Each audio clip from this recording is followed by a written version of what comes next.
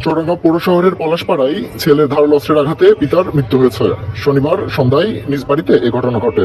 নিহত দুদুল হোসেন বয়স 53 বছর, ছিলেন একজন ইতালি প্রবাসী। তিনি চুয়াডাঙ্গা পৌর এলাকার মৃত কাজী আফাজউদ্দিনের ছেলে। চুয়াডাঙ্গা সদর থানার officers in charge OC Khalidur Rahman জানান, ঘটনার সূত্রপাত হয় মোবাইলে গেম খেলা নিয়ে। দুদুল হোসেন তার পুত্র রিফাতকে গেম খেলতে নিষেধ করেন এবং মোবাইলটি কেড়ে নেন।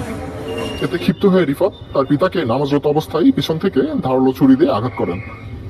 রক্তাক্ত অবস্থায় স্থানীয়রা দুদুলকে উদ্ধার করে চুয়াডাঙ্গা সদর হাসপাতালে জরুরি বিভাগে নিয়ে যায়। সেখান থেকে তাকে পুলিশ সার্জারি ওয়ার্ডে ভর্তি করা হয়। এর কিছুক্ষণের মধ্যেই চিকিৎসাধীন অবস্থায় দুদুল হোসেন মারা যান।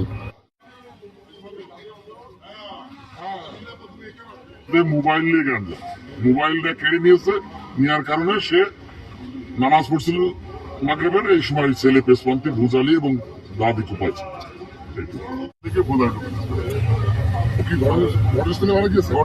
ঘটনাস্থলে আত্মাতে মারা গেছে অবশ্য। প্রচুর রক্তক্ষরণ হয়েছে, মাথায় মেরেছে, পেটে মেরেছে, হাতে মেরেছে। পিছনে যেটা মারছে ওইটাতে তার মারা গেছে। বাপ আটকে রেখেছে, মোবাইল দেওয়া যাবে না। ও নামাজ পড়ছিল, ওই সময় পেটের ভিতর ভোজাল মারছে, মেরে কয়েক জায়গায় কুপটপ মারছে। জরুরি বিভাগের কর্তব্যরত চিকিৎসক ডাক্তার তারেক জুনায়েদ জানান, নিহতের শরীরে ধারালো ছুরিকাঘাতের চিহ্ন পাওয়া গেছে। আজকে রাত 8টার দিকে, 8টা 10 থেকে 15-র দিকে হবে, একটা পেশেন্ট আসে ফিজিক্যাল অ্যাসাল্ট নিয়ে, যেটা পেশেন্ট পার্টির কাছ থেকে হিস্ট্রি পাওয়া যায় স্ট্যাব ইনজুরি।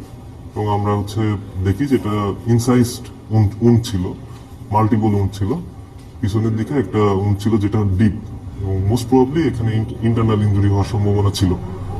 এবং আমরা পেশেন্টকে যখন রিসিভ করি, পেশেন্ট ছিল হিমোরেজিক শকে, মানে তার বিপি নন রেকর্ডেবল ছিল এবং পালসেও নট পালপেবল ছিল। এবং পরবর্তীতে আমরা ইনিশিয়াল রিসাসিটেশনের জন্য দ্রুত ইমার্জেন্সি থেকে আমরা ওয়ার্ডে ভর্তি করাই দিই। এবং পেশেন্ট ওয়ার্ডে অ্যাডমিট হওয়ার পরপরই পেশেন্ট অ্যাডমিট হওয়ার পরপরই আর রেসপন্স পাওয়া যায় না। এবং পরবর্তীতে আমরা যখন ফলো আপে যাই, পেশেন্টকে আমরা ডেথ পাই। আজকে এশার নামাজের পরপরই একটা খুনের ঘটনা ঘটে আমাদের চুয়াডাঙ্গা সদর থানায়। পলাশপাড়ার কাছে AKM রিন্টু তার ছেলের হাতে নৃশংসভাবে খুন হয়।